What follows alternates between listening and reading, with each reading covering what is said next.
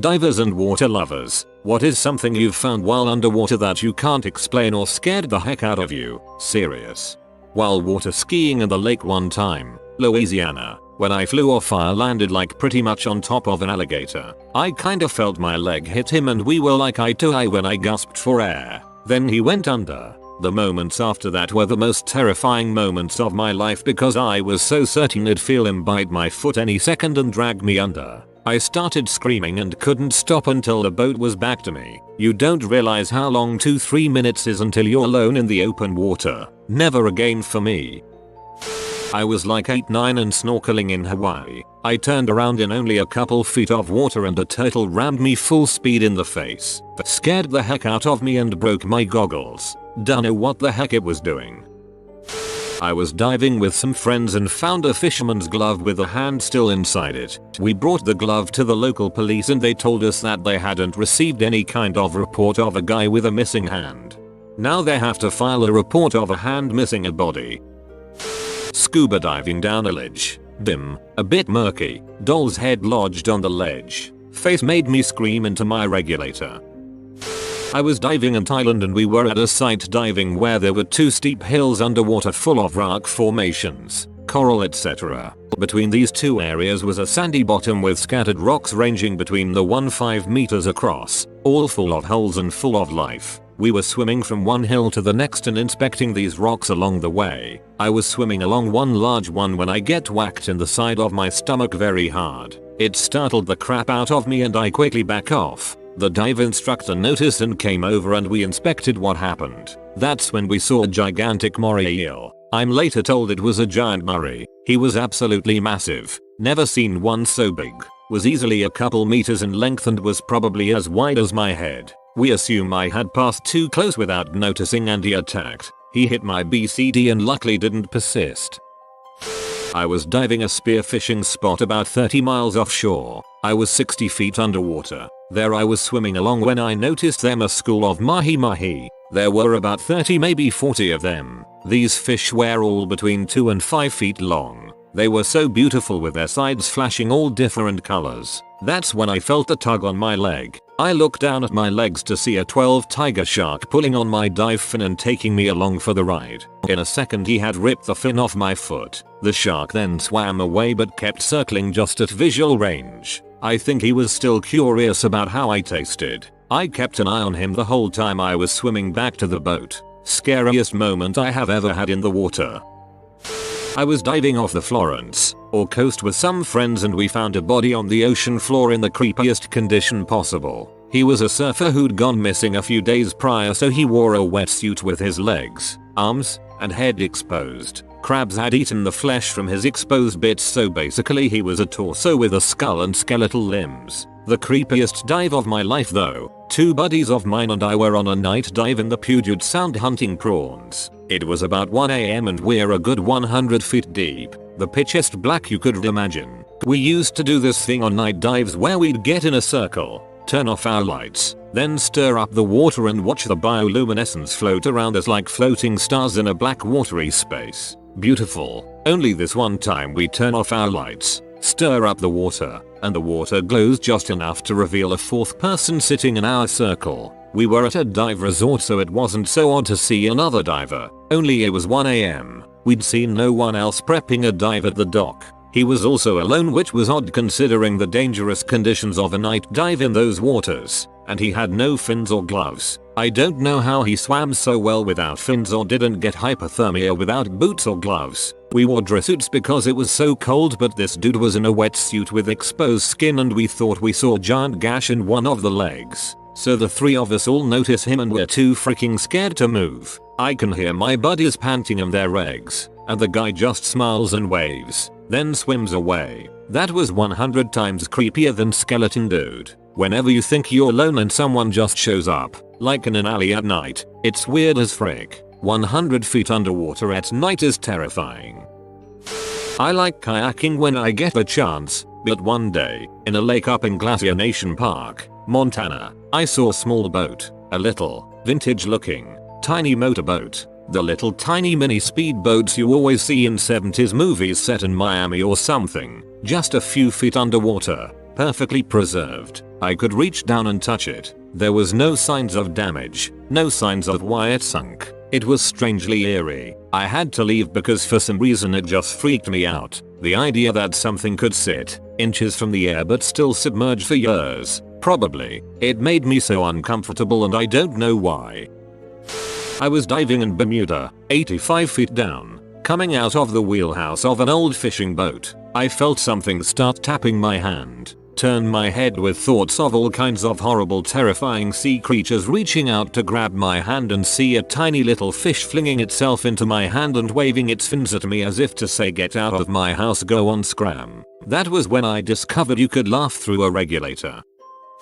South Floridian. Here, I grew up fishing and diving, which has led to a few notable stories. The one that sticks out the most was during my high school years. I had just taken a deep breath and gone down to a reef about 30 or so below. My friend was still on the boat above and we were the only ones on the reef. I got down to the bottom and noticed a thin upright pole. Upon closer inspection it was indeed a normal fishing pole, but old and rotten under the water for so long. Right as I was going to grab the pole it was pulled from my hands, just shooting up and away, as if being reeled in by the other side. It was gone within a matter of seconds. So I started my resurface expecting to see another boat responsible. No boats, nothing in sight, but of course just my friend and his boat. I never bothered telling him, because he would have never believed me anyway. The only explanation I might have is that the pole was still attached to a fish or something, although I doubt it. Still gives me goosebumps thinking about it. I was diving off the coast of Fiji and we went through a natural tunnel, like a 10-meter cave passage through a rock formation. So we start swimming through the cave and suddenly the light was weird, like the blue tint from the water has been replaced by a red one. Now all divers will know that this isn't only weird because the color changed but also because red is the first color to disappear after a certain depth, usually between 30 feet -10 m and 40 feet -13 m, and we were over 70 feet, 23 m, deep. Also bear in mind this was late morning on a sunny day. So imagine this scene. Me and my dive buddy are going through an underwater cave and suddenly everything, for no apparent reason, is tinted red, a color that you are literally supposed to be unable to see while diving at that depth during the day. Upon exiting the cave, everything was back to blue. I thought it was just me so I didn't signal to go back up. After the dive my buddy asked me if I'd seen the water tint red too. We can't explain it and the folks from the local dive shop had no idea what we were talking about.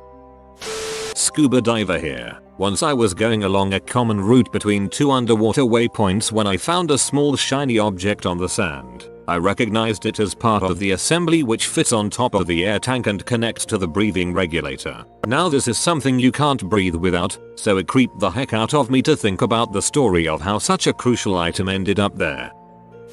Down in La Jolla, California, they have caves along the coast that you can swim through, if the tides are right. This particular day the water level was high enough that you could swim through this one cave that was pretty narrow. Well, it's my turn to swim and when I'm halfway through a set wave comes in and clears the cave while I'm still in it. I was smashed against the side of the cave, bloodied up the back of my shoulder pretty good, but we're thinking, well crap, we just got in the water. We were planning on swimming out to a buoy and then back to shore. So I just say frick it, let's do it. Exposed wound in an area known for great white sightings. No big deal. Gotta get a workout in. Well, we get to the buoy and I just have the biggest sense of dread. We're probably a good 15-minute swim from shore and I start thinking about this wound on my arm just leaking shark bait into this giant vast ocean full of stuff that probably wants to eat me. Sure enough, I'm looking down and I see something swimming towards me. It's dark. I'm like what the frick, what the frick, what the frick, and I started swimming away from it. And I turn around and I see two more of the same things coming at me from different directions. My face goes completely white. I'm expected to get grabbed and pulled under and never seen again.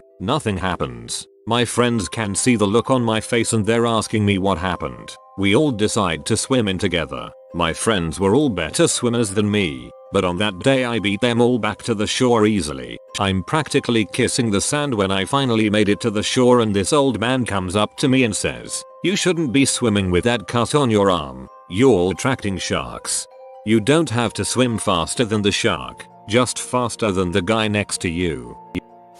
On one of my night dives at the Flower Garden Banks Marine Sanctuary in either 2005 or 2006, had my first encounter with a beaded sea cucumber. I thought I stepped out of the real world and into a science fiction fantasy world, seeing this long worm with tentacles surrounding its mouth like a cross between a snake and an octopus. Very scary initially. Now I look for them because they are pretty cool. On a more recent dive, this spring, although I knew I was going to see it, the whole purpose of the dive after all, finding the 3-year-old 80 pounds golden lab that had been swept away in the spring floods and trapped in debris under a bridge, scared the heck out of me when I first found her body visually. Knowing you are looking for it and actually finding it are two different things, but at least I was able to bring her body home for her family.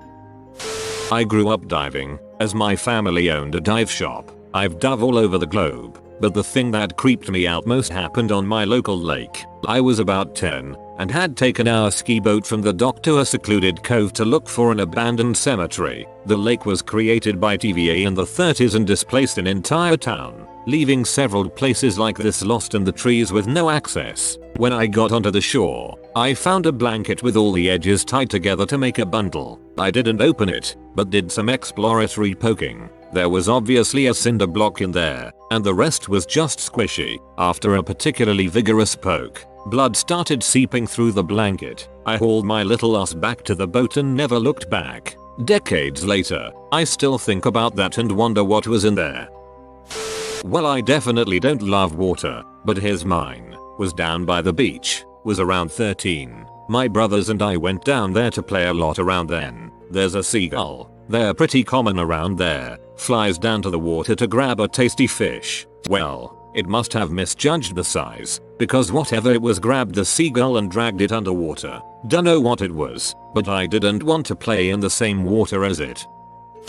I was kneeboarding one time in a lake not too far outside of my hometown. The water is very murky and dark. Well, the front end of the board dipped downward into the water, but I kept holding onto the rope. I shot probably a good 20+ feet deep in a matter of a couple of seconds, and when I let go I completely lost my place at space. It was pitch black and I couldn't tell if I was right side up or upside down. Didn't really find anything scary, but being that lost in space is truly terrifying. Started buying more buoyant life jackets from that point forward.